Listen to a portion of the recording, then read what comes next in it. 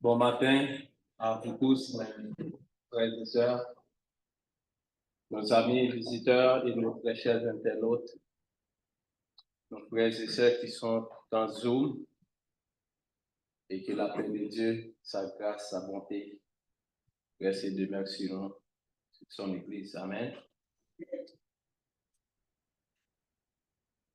Je suis très content de me trouver encore en présence des bien-aimés de l'Église du Christ pour partager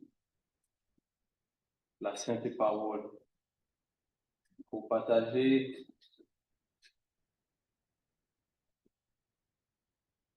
les leçons, pour partager ces dons que dans mes études que j'ai trouvé bon, que l'Esprit trouve bon, qu'on se partage, qu'on analyse ensemble pour une bonne vie chrétienne.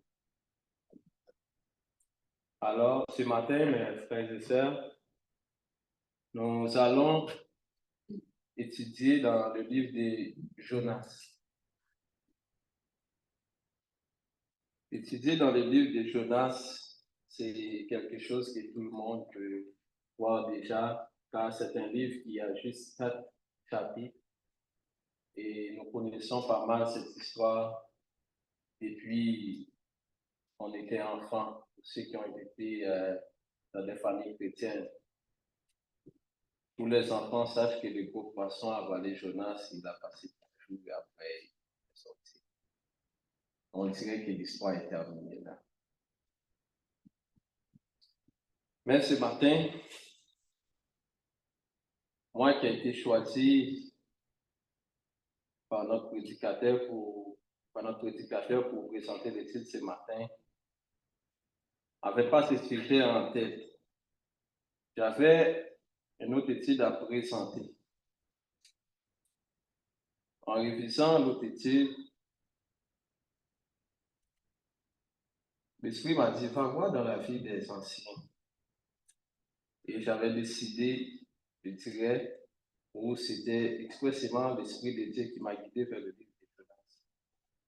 Et là, j'ai tiré conclusion que notre sujet de ce matin va être miséricorde.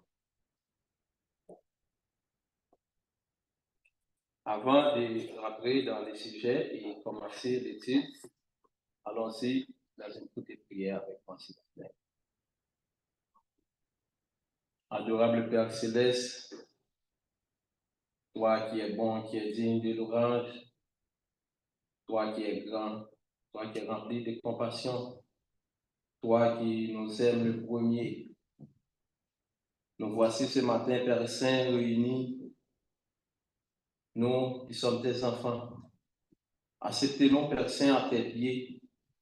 Acceptez-nous comme ton temps ce matin. Que ton esprit, que ton Saint-Esprit réhabite encore dans le cœur de chacun de nous, afin que ce matin, Père Saint, nous pouvons comprendre et édifier par ta parole, que nous pouvons t'adorer en esprit et en vérité, comme ta parole le demande.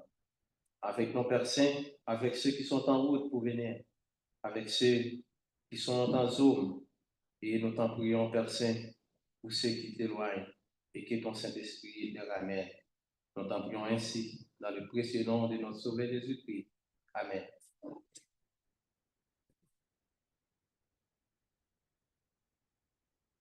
La miséricorde. Pour ce faire, on va voir une des définitions de miséricorde. La miséricorde, c'est la compassion pour toutes les formes de souffrance. C'est la patience bienveillante devant la lenteur de la conversion. À souligner, conversion, c'est le pardon généreux envers qui se répand. À souligner encore, repentir. Amen. Dans la définition, on trouve des verbes très, très importants. Pourquoi je dis ces verbes sont importants? Parce que Il y a du monde qui abuse la grandeur de Dieu, qui comprend la justice de Dieu comme si notre Dieu, le Dieu Tout-Puissant, est un Dieu de désordre. Mais nous, les chrétiens, et ceux qui ne le savent pas encore, Dieu n'est pas un Dieu de désordre. Il faut bien comprendre sa parole et ses qualités.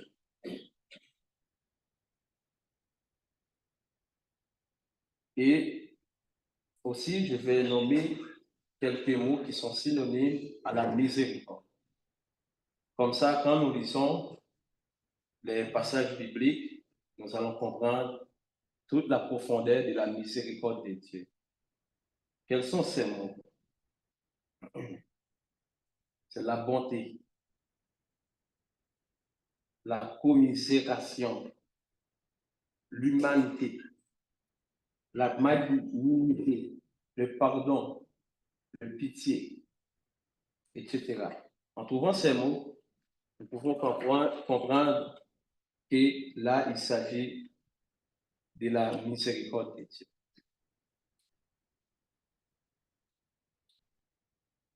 Nous allons examiner ce mot. Pour ce faire, nous allons ouvrir nos Bibles dans le livre de Jonas. Nous allons rester dans ce livre-là pour étudier ce matin. Mais notre principal personnage est bien Jonas. Pourquoi Jonas?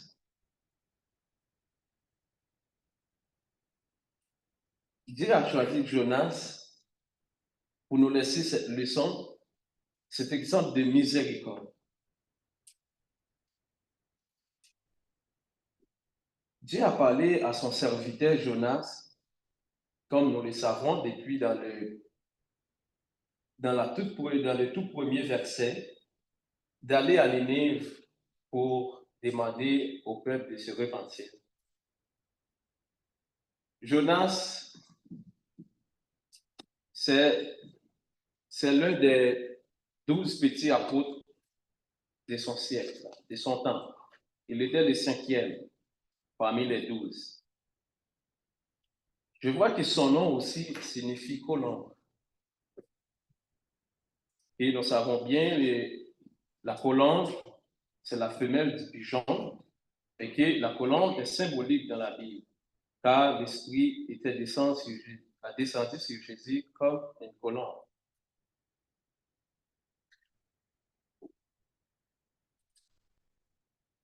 Comme c'est toujours projeté que Jonas était un prophète rebelle, infidèle, car dans le verset 2, Jonas, après avoir reçu l'ordre du Dieu vivant, il a fait le contraire.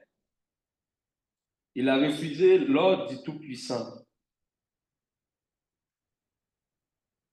Il était en acte de désobéissance. Cette attitude-là, ce comportement-là que nous voyons au verset 3, ok, quelqu'un peut le lire, on va commencer à lire. Je ne sais pas, prétend que nous connaissons déjà l'histoire, on va lire. Quelqu'un peut lire Jonas 1er, 1 à 3. S'il vous plaît. 1 à 3. La parole de l'Éternel est adressée à Jonas, fils d'Amitai, en ces mots. Le roi va amener la grande ville et prie contre elle, car sa méchanceté est beaucoup stable. Jonas s'éleva pour s'enfuir à Tassi, loin de la face de l'Éternel, descendit à Draco et y trouva un navire qui allait à Tassi. Il paya le prix du transport et s'embarqua pour aller avec le passage à Tassi.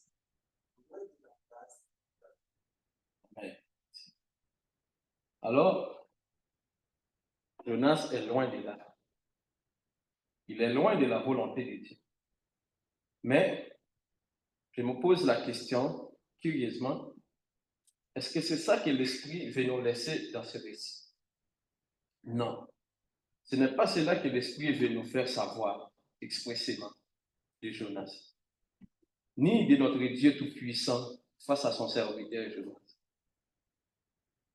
Mais plutôt une leçon d'exemple de miséricordieux.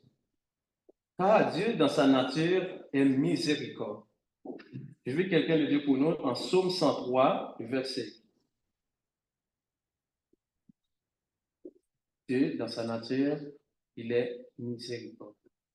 Psaume 103, verset 8. L'Éternel est miséricordieux et compatissant, lent à la colère et riche en bonté. Amen. L'Éternel est. Ça, c'est lui. En continuant la lecture et de comprendre le texte, on peut voir que Jonas n'était pas rebelle. Jonas, il n'était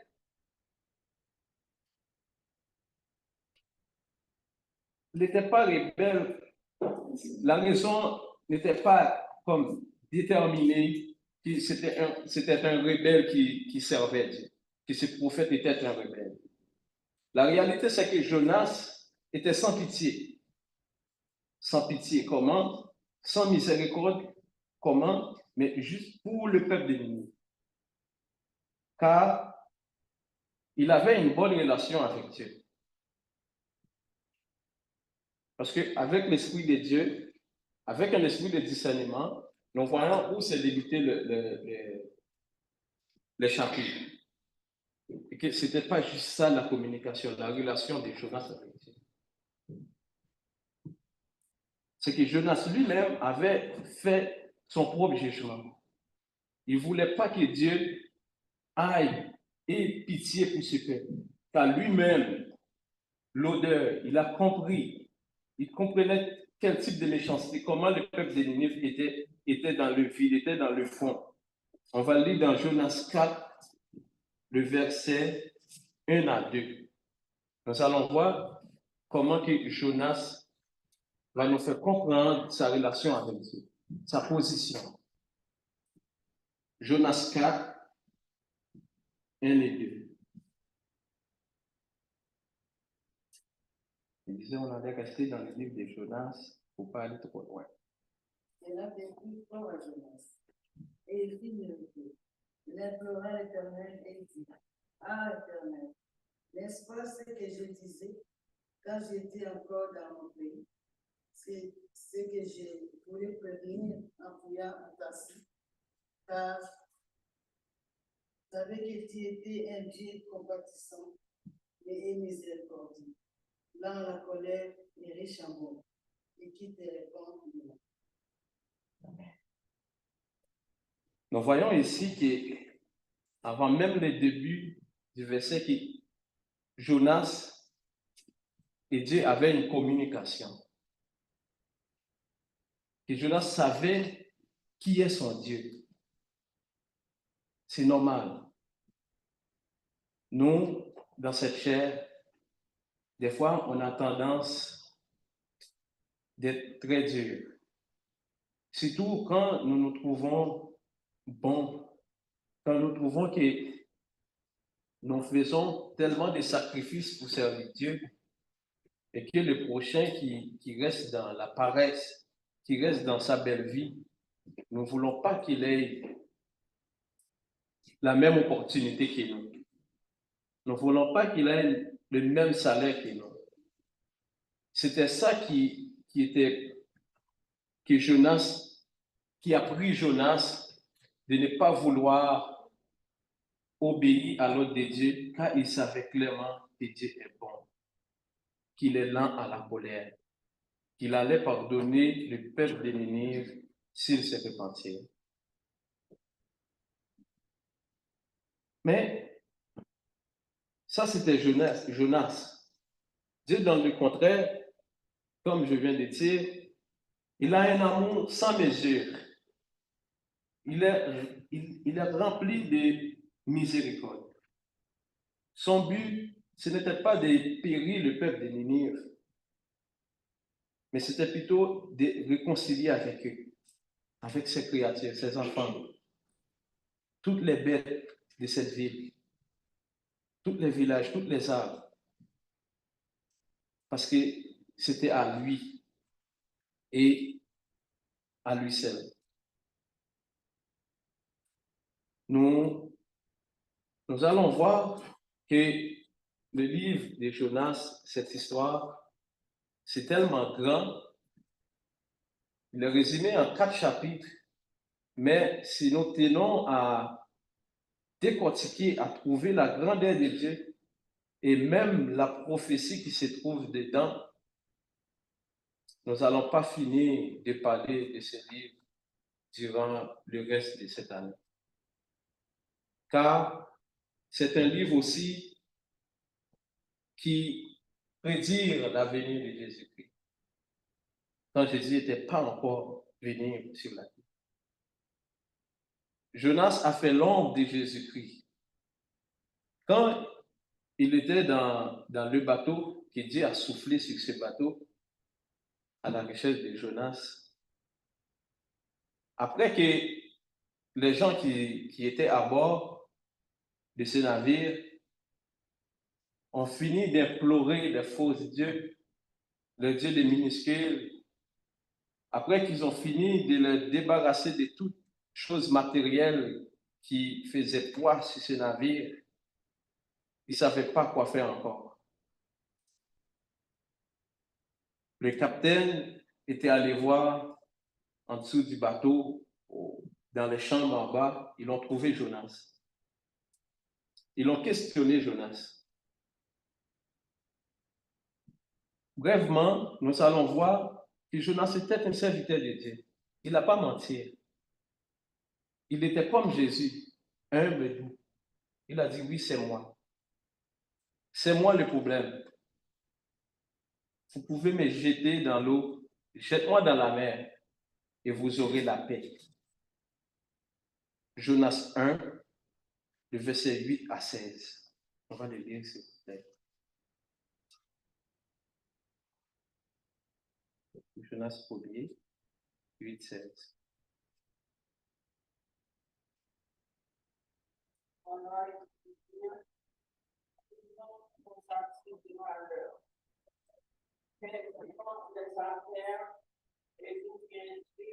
Quel est ton pays et de quel peuple es-tu?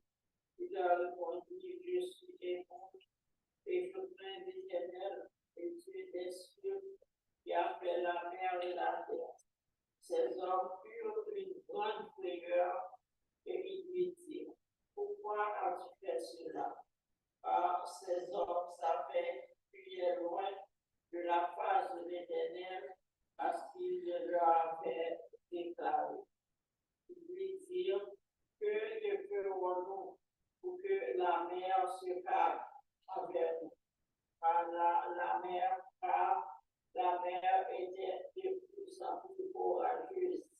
Il leur répondit, prends-moi et jetez-moi dans la mer, et la mer se calmera avec vous. Car je sais que c'est moi qui a tiré sur vous cette grande tempête. Ces hommes remis, ces hommes ramaient pour gagner la terre, mais ils ne le purent, parce que la mer s'agitait toujours plus contre eux. Alors, ils invoquèrent l'Éternel et dirent, ô Éternel, ne nous fais pas périr à cause de la vie de ces hommes, et ne nous charge pas de sang innocent, car toi, Éternel, tu fais ce que tu veux. Puis il prit Jonas et le jetèrent dans la mer, et la fureur de la mer s'apaisa. Ces hommes furent saisis d'une grande crainte de l'Éternel, et ils offrirent un sacrifice à l'Éternel et firent des veaux. Amen. Alors, nous voyons après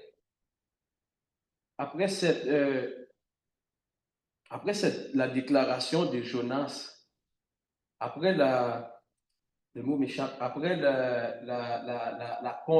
pas la conversion, après que Jonas a assumé qu'il est le serviteur du Dieu vivant, c'est lui qui est le Dieu des cieux et la terre, et que ces hommes-là,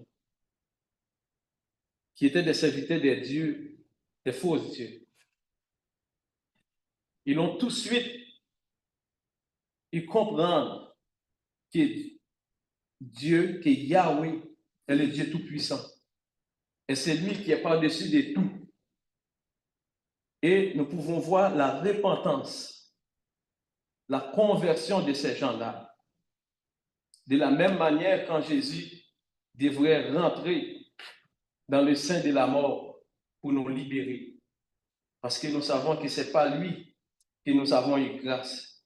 De la même manière, par Jonas, que le peuple de Ninive, ils vont avoir la miséricorde de Dieu. Ces gens-là ont prié Dieu. Ils ont fait des vœux. Ces vœux-là, c'est quoi? On peut comprendre bien là. Qu'ils veulent renoncer à leur faux Dieu. Qu'ils veulent suivre Jésus. Et que s'est-il arrivé à notre Jonas? Jonas était mort.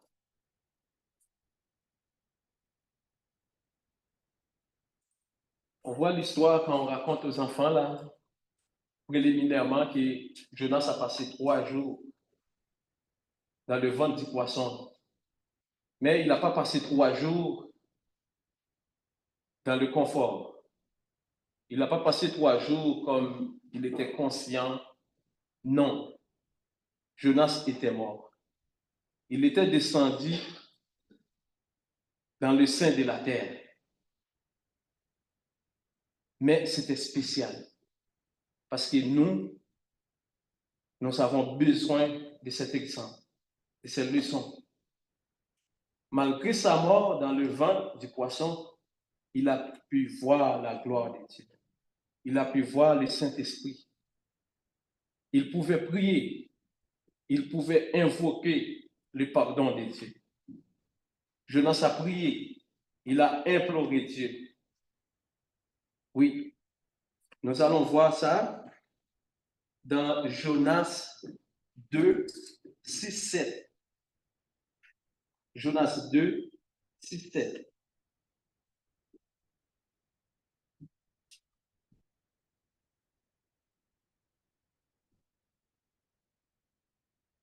Les hommes ont couvert jusqu'à porter la vie. L'abîme m'a enveloppé, les roseaux ont entouré ma tête. Je suis descendu jusqu'à la cime des montagnes. Les barres de la terre m'enfermaient toujours. Mais tu m'as fait remonter vivant de la fosse éternelle. Amen. Les hommes ont ôté la vie. J'étais très surpris en étudiant la parole, en voyant toutes les secrets. Ce n'est pas des secrets, toute la richesse que Dieu nous a laissée dans cette sainte Bible. L'importance de lire la Bible, d'étudier, de venir dans les études. Car nous pouvons comprendre qu'on connaît déjà. C'est pour ça que je dis que c'est l'Esprit qui m'a guidé vers ce livre. Moi, je ne savais pas si Jonas était mort. Il a dit clairement qu'il était mort, qu'il est descendu dans les profondeurs des racines de mort.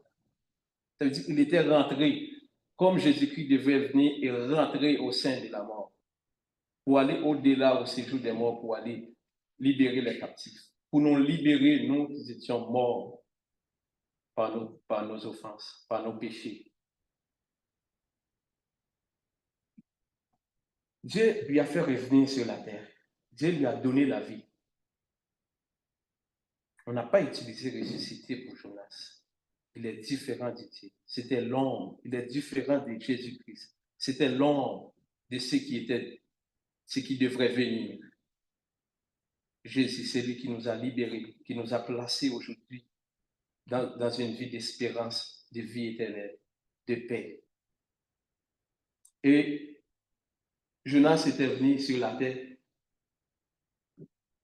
pour plusieurs raisons encore. Il était revenu sur la terre afin que le peuple de Ninive trouve sa miséricorde, trouve la miséricorde de Dieu, trouve le pardon de Dieu. Car Dieu est amour. Oui, nous le disons. Mais dans sa miséricorde, on peut voir comment il est patient, comment il est lent à la colère. Il a fait miséricorde au peuple de Ninive. Mais l'histoire va continuer. Et ceci, c'est très intéressant et très sérieux. Jonas, qui était mort, qui a imploré la faveur de Dieu au sein de la terre, dans le ventre de ce gros poisson, qui son âme était pâtir. On dirait que c'était son corps qui allait s'éteindre. Le poisson était comme le tombeau. Mais lui encore, Jonas, il ne va pas croire à ce qu'il voit, à ce qu'il entend, à ce que Dieu a fait à ce peuple. Car quand le roi de cette ville a entendu la prédication de Jonas, il demandait à toute la ville, à tous les habitants de ne rien manger, de rien faire, même les bétails, tout le monde doit jeûner, doit prendre leur sac. Et Dieu a fait grâce. Dieu les a pardonné de leurs offenses, de leur méchanceté. Et Jonas, quand il a vu ça, maintenant il maudit sa vie. Jonas encore demande la mort. Jonas a dit, oh Dieu, retire ma vie. Maudit soit le jour où je suis né. Pourquoi? Parce que Dieu a pardonné ce peuple. Nous l'avons lu dans Jonas 4, le verset 1-2, quand Jonas a dit, je savais que tu allais pardonner ce peuple. C'est pour cela que je fuyais ta femme. Il était fâché. La patience de Dieu dans tout ça, la bonté de Dieu, l'amour immense que Dieu a pour nous, va faire que Dieu, il reste Dieu. Il reste dans son amour. Et il va continuer à enchérir son serviteur. Il veut que Jonas, lui aussi, il ne veut pas que Jonas périsse. Il ne voulait pas que Jonas périsse. Il ne voulait pas donner Jonas. Il voulait que Jonas comprenne c'est quoi sa miséricorde. Que la miséricorde, que l'amour, c'est sa nature. Dans Jonas 4, 6-8, Dieu a fait une démonstration pour montrer à Jonas c'est quoi la miséricorde, c'est quoi sa miséricorde, c'est quoi son importance. Ok, on va lire, si quelqu'un lise pour nous, Jonas 4, le verset 6-11. On va aller jusqu'à 11, s'il vous plaît. L'Éternel Dieu du pouvoir comme un saint qui s'éleva au-dessus de Jonas, pour donner de l'homme une tête et pour lui ôter son irritation. Jonas éprouva une grande joie à cause de ce saint. Mais le lendemain, à l'aurore, Dieu devint un fer qui fit le saint plus tard. Au lever du soleil, Dieu qui soufflait un vent d'Orient, et le soleil frappa sur la tête de Jonas, au point qu'il tomba en défaillance. Il ne peut point en défaillance. Il demanda la mort, et il dit, la mort m'est préférable à la vie. Dieu dit à Jonas, c'est fini? Jusqu'au 7. Dieu dit à Jonas, Dieu dit à Jonas, fais-tu bien de t'irriter à cause de Israël? Il répondit, il fait bien de m'irriter jusqu'à la mort. Et l'Éternel dit, tu as poussé une licence qui ne t'a fait aucune peine, et que tu n'as pas fait quoi, qui est né dans une nuit et qui a péri dans une nuit. Et moi, je n'aurais pas fixé de limite la grande ville dans laquelle je trouve plus de 120 000 hommes qui descendent et par distinguer les lois de leur gauche, de leur gauche et les animaux random. Amen.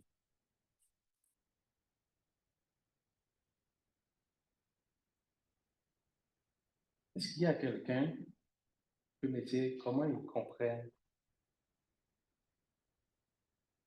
cette explication, cette démonstration que Dieu a fait à démontrer à Jonas? Ou est-ce qu'il y a une question, une intervention? Frère Beauvoir.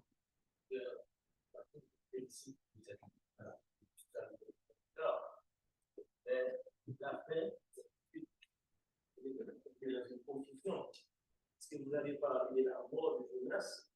Après, vous avez dit que Jonas, après, a demandé la mort. Parce que Jonas était dans le poisson, vous avez parlé de la mort, comme si Jonas était mort.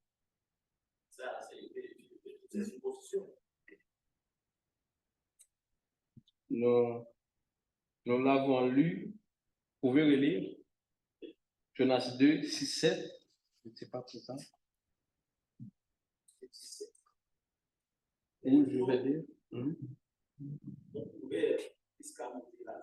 Ok. On arrête un petit peu là.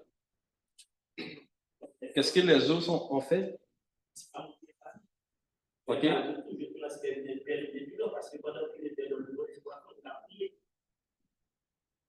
Ok. Vous pouvez finir la lecture. La Bible m'a retrouvé les rousseaux de trouver ma tête. Descendu jusqu'aux racines des montagnes. Tu vas arriver là?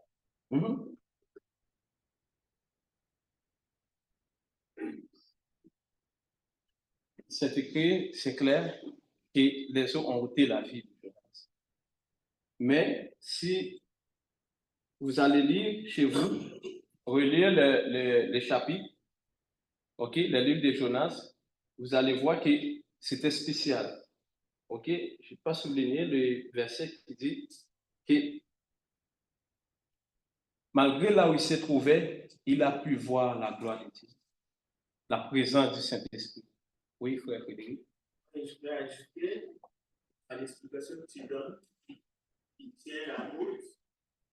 Jésus lui-même, il fait mention en disant, ce peuple demande de grâce, mais il ne laissera pas donner.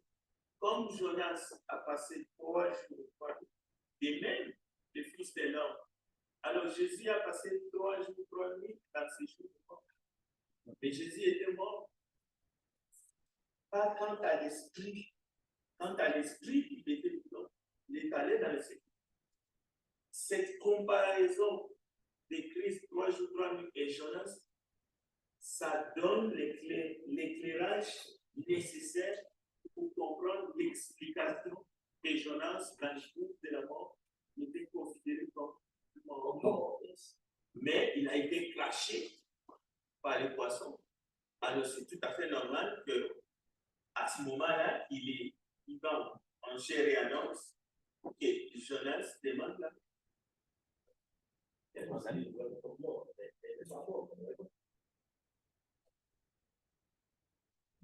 l'esprit ne meurt pas. L'esprit de Jonas ne mourrait pas. C'est bien dommage. C'est pour cela qu'on dit, ben, il y a les chapitres de Jonas. Si vous lisez, vous pouvez après retourner avec les questions. Parce qu'au début, on a expliqué toutes les raisons. OK? Et c'est très important qu'on vient à l'heure. Sinon, on ne va pas comprendre la totalité. On ne va pas pouvoir tirer une conclusion de l'étude.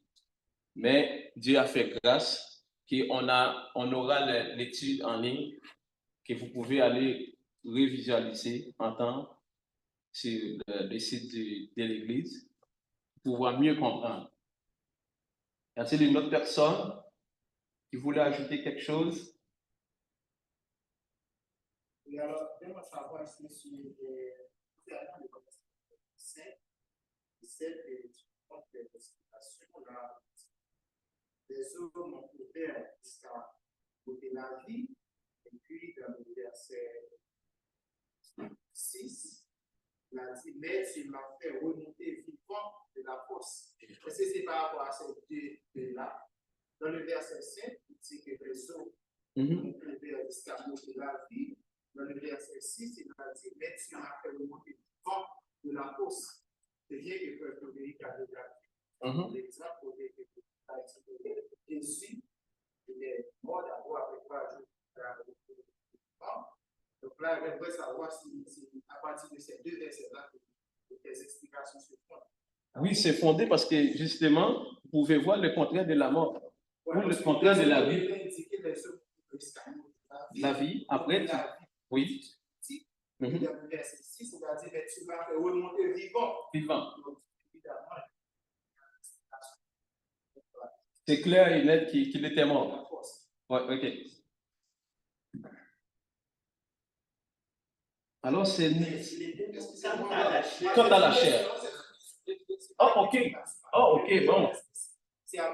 Oui, parce que nous, dans le niveau spirituel qu'on est maintenant, parce que l'histoire de Jonas, on dirait que c'était plus réservé aux enfants. Quand il y a le dessin du poisson là, qui va cracher Jonas, tout le monde est content, c'est tout en dessin animé. C'était tout. C'est tout ce qu'on pourrait dire. Mais ceux qui ont étudié la Bible, là, maintenant, à notre âge, à la maturité qu'on a, ce que l'Esprit nous ramène ce matin, nous avons tout le droit de l'examiner, de l'étudier et de prendre les leçons qui sont là-dedans, qui sont très, très importantes. Je disais que le poisson, c'était comme le tombeau qu'on a mis Jonas. Marie et Marthe étaient allés au tombeau. Ils ont dit, vous cherchez qui? Il est vivant.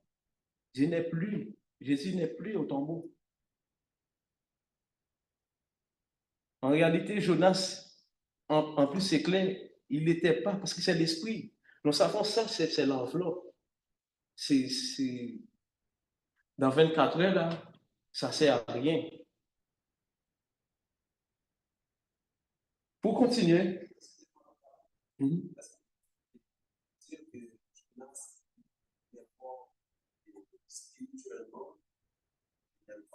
Il n'était pas mort spirituellement, comme je vous dis, parce que c'est 4 petits chapitres.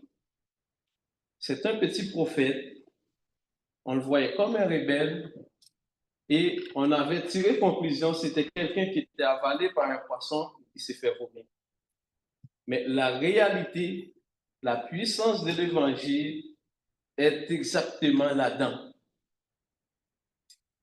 Parce qu'ici, il y a la prophétie. Il y avait la prophétie de la venue de Jésus-Christ. Et c'est fait exactement comme c'est passé avec Jonas. OK? Comme c'était passé. Vous pouvez aller lire. Je pense que peut-être Frère Frédéric ou moi, je peux retourner là-dessus. OK? Pour aller plus loin. Et je l'avais dit au début que si nous tenons à parler de ce petit livre-là, qui a 4 chapitres, le reste de l'année ne suffira pas. Oui, c'est Anne. Oui, est-ce que Jonas a eu à venir? Oui, Jonas a prêché. Tout de suite qu'il a sorti dans le ventre du poisson, que Dieu lui a redonné la vie, il a prêché. Et le peuple a entendu. Ils l'ont repenti. C'est l'un des mots, des verbes qu'on a trouvé dans la définition de miséricorde.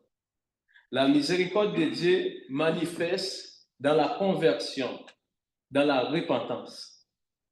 C'est pour cela qu'on ne doit pas abuser de la personne, de sa nature. Car il y a beaucoup de gens, l'Église du Christ a publié un texte pour nous faire savoir, pour nous faire comprendre comment nous-mêmes, nous ne devons pas nous laisser manipuler par des gens qui veulent abuser la grâce de Dieu. Qui ne veulent pas se repentir, qui ne veulent pas suivre Dieu et qui demandent. Qui demandent. Et les autres même n'auront pas pitié de nous. Ils sont sans pitié, ils sont sans miséricorde. Et ce qui est clair, ce que nous allons devoir mettre en pratique et comprendre ce matin, c'est que c'était ainsi pour Jonas. Tout ce chemin, tous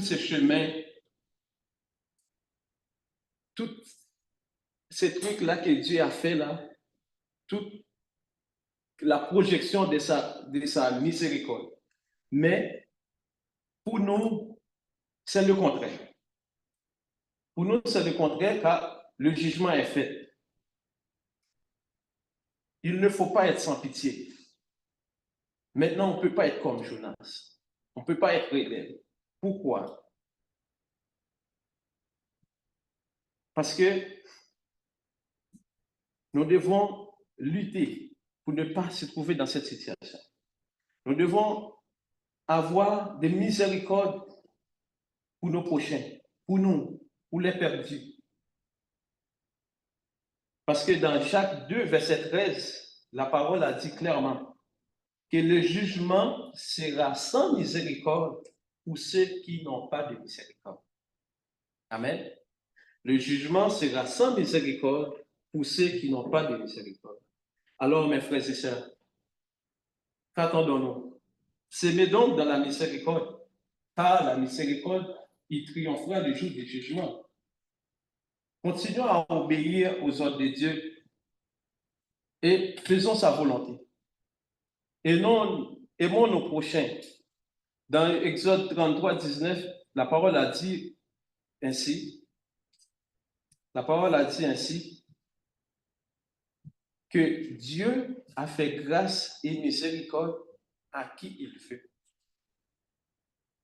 Ce n'est pas à nous de décider de dire, oh non, Dieu, ces gens-là, là, oublie ça, on ne va pas là, c'est fini. Ils méritent rien que la mort, rien que l'enfer. Moi, au lieu que j'aille là-bas, nous allons tendance à faire comme Jonas. Que la mort me prenne. Il y a des gens, il y a une parole chez nous en haïtien qui, quand les gens ils ont du mal à pardonner quelqu'un, quand il y a quelqu'un qui pratique la méchanceté ou qu'on fait des affaires odieuses, il dit autant que 10 000 biftecs ne soient pas sur mon stomac, je ne peux pas pardonner. C'est quelqu'un qui préfère la mort comme Jonas au lieu de pardonner. Nous devons faire la différence. Nous devons être fidèles l'un à l'autre. Nous devons accepter de vivre pour Dieu. Matthieu 5, verset 7 dit, heureux les miséricordieux, ils obtiendront miséricorde. Il y a des gens, malheureusement, qui ont mal compris la Bible, qui décident d'abandonner même l'Église de Dieu, parce qu'ils prétendent soit le pasteur a fait une erreur, ou un frère, ils abandonnent. Ils ont choisi de rentrer leur tête dans un trou au lieu de faire grâce. Au lieu de lire la Bible, de savoir que c'est Dieu qui fait ça. Dans Tite 3, verset 5, il nous a sauvés. La parole a dit dans Tite 3, le verset 5, il nous a sauvés, non à cause des œuvres de justice que nous aurions faites, mais selon sa miséricorde. Ainsi, mes chers frères et sœurs, notre étude prend la fin ce matin. Si vous avez des questions, je vous conseille de relire le chapitre. Ce n'est pas beaucoup. Et vous trouverez la grâce de Dieu. Je vous laisserai avec ce passage qui est Psaume 25, le verset 6. Faites donc miséricorde, car la miséricorde de Dieu est éternelle. La miséricorde de Dieu ne se terminera pas. Il ne s'épuisera pas. Il en a pour tout le monde. Que Dieu vous bénisse.